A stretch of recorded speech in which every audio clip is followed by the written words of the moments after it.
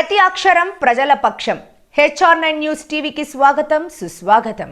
శ్రీ సత్యసాయి జిల్లా పుట్టపర్తి పశు వైద్యశాలలో వైద్యులు అందుబాటులో లేకపోవడంతో జబ్బున పడిన పశువులతో రైతులు వెనుతిరుగుతున్నారు. వెటర్నరీ మొబైల్ అంబులెన్స్ సైతం నీడన పెట్టుకోవడానికే తరుమవుతుందని ఆరోపించారు. పని చేయాల్సిన సిబ్బంది రైతులు ఫోన్ చేసి సమస్య చెబితే తరువాత ఫోన్ లిఫ్ట్ చేయడమే మానేస్తున్నారని ఓ రైతు వాపోయారు.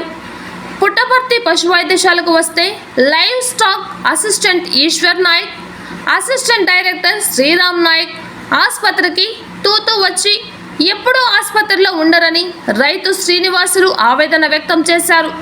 తన ఆవు తీవ్ర అనారోగ్య బారిన పడడంతో 3 రోజుల నుంచి ఆసుపత్రికి వస్తున్న డాక్టర్లు ఉండడం లేదని, మొబైల్ అంబులెన్స్కి కాల్ చేస్తే స్పందన లేదని, ఆవులు చనిపోతున్నా పట్టించుకునే నాదులే కరువయ్యారని తెలిపారు. పుట్టపర్తి ఆసుపత్రి సిబ్బందిపై జిల్లా అధికారులు చర్యలు తీసుకుని డాక్టర్లు రైతులకు అందుబాటులో ఉండేలా చూడాలని రైతులు కోరారు. నా పేరు గుత్తి శ్రీనివాసులు. నేను ఆవుల పశుపోషకుడిని. నా ఆవుకి 3 రోజుల నుంచి బాగాలేదు. దానికి ఫస్ట్ రోజు అయితే హాస్పిటల్ టైం అయిపోయిన టైంలో మళ్ళీ అని చెప్పి నేనే ఏదో నా చేతనేం చేసుకున్నాను. మళ్ళీ నేను చూస్తే దాని గొంతులో ఏమో ఇరుక్కున్నట్టుంది. నేను హాస్పిటల్ పట్టుకొని వచ్చిన. నిన్న జేడీ సార్ లేడు, ప్లస్ డాక్టర్ సార్ లేడు.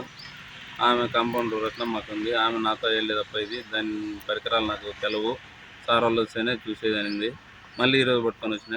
ఈరోజు జేడీ సార్ లేడు, డాక్టర్ సార్ లేడు, ఆమె ఒక్కతే ఉంది. ఆమె ఈరోజు నాతో వెళ్ళేదప్ప అంటుంది. సర్లే అని చెప్పేసి 1962కు కాల్ చేసినాను. 1962కి కాల్ చేస్తే వాళ్ళేమో నీకు వెహికల్ అందుబాటులో ఉంటుంది, దగ్గర పో అన్నారు.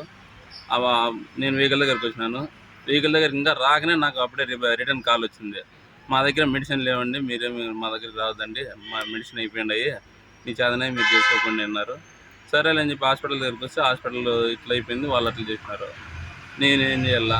ఇంత మునుపు అప్పుడే ఒకసారి ఇట్లే ఆవు కొమ్మిరిపోయింది, దీని తల్లికి కొమ్మిరిపోయింటే ఆ రోజు ఇట్లా పట్టుకొని వస్తే వెహికల్ వాళ్ళు మేము చూడకూడదు అంటారు. డాక్టర్ నాకు టైం ఏందని చెప్పేసి వెళ్ళిపోయినాడు. ఇంత మునుపు 2 ఆవులు పోగొట్టుకున్నాయి ఇట్లనే, డాక్టర్లు సరిగా అందుబాటులో లేక.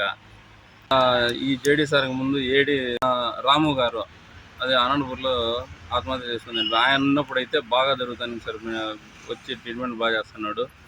ఒకవేళ హాస్పిటల్ దగ్గరికి పశువులు నడచలేకపోయినా కూడా రాళ్ళ అది ఇది అని చెప్పి కొద్దిగా గట్టిగా అడిగితే కూడా ఇంటి దగ్గరికి వచ్చి బాగా ట్రీట్మెంట్ ఇచ్చి చేసేవాడు.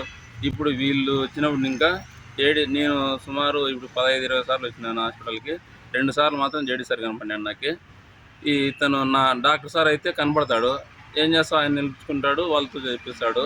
ఆయన ఉన్నప్పుడు ఆయన కూడా పెద్దగా పశువులను వచ్చి చూడడము, ట్రీట్మెంట్ చేయడము ఏమీ ఉండదు.